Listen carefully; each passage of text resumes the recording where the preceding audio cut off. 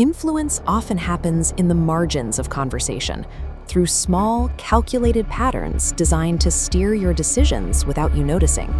Methodical. By identifying these patterns, you can shift your role from a reactive participant to an objective observer. We are going to build a 5-step mental defense playbook. These are specific protocols to help you navigate pressure from difficult social circles, aggressive marketing, or high-stakes negotiations. For this system to work, you must commit to one rule. When you feel an emotional spike, you must pause and prioritize the logical structure of the interaction over your feelings. Patiently. To make this practical, think of one person who frequently makes you feel pressured or guilty. Keep that specific dynamic in mind as we go through the steps. Understanding the mechanics of how you are being prompted to respond is the first step toward maintaining your own agenda. Step 1 is recognizing the reverse trap. This occurs when someone attacks your competence or ego to extract labor or a specific favor. When someone claims a task is too difficult for you, they are betting that your ego will compel you to prove them wrong. They aren't criticizing you, they are trying to get you to volunteer. To neutralize this, agree with the premise of the difficulty rather than defending your ability. Say, "You're right, my plate is full right now." This removes the reward for their comment. If you don't rise to the bait, they have no functional way to pressure you into the task. Step 2 focuses on the master of choice, where a person limits your perspective to a false binary. In this model, options A and B both lead to the same result for the manipulator. Choosing either implies agreement to their premise. Break this by introducing option C, a choice outside their parameters. Use this script. "Neither of those works for me.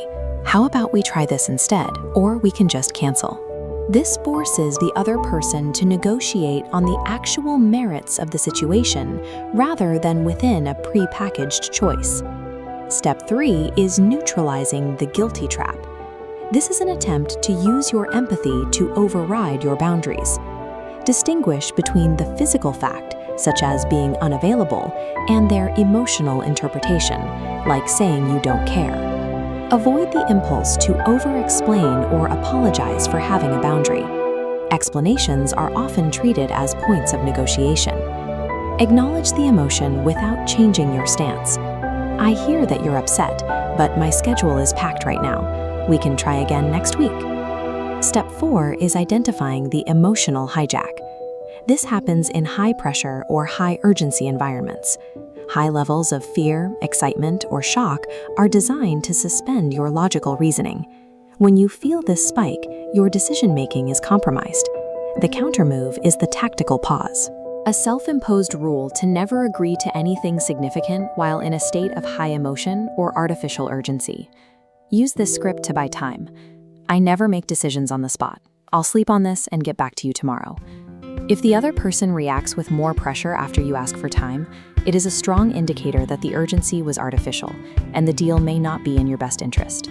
Analytical thinking returns once the time constraint is removed. Silence the urgency to find the logic. Step 5 addresses weaponized silence. This is the use of a conversational void to induce social anxiety.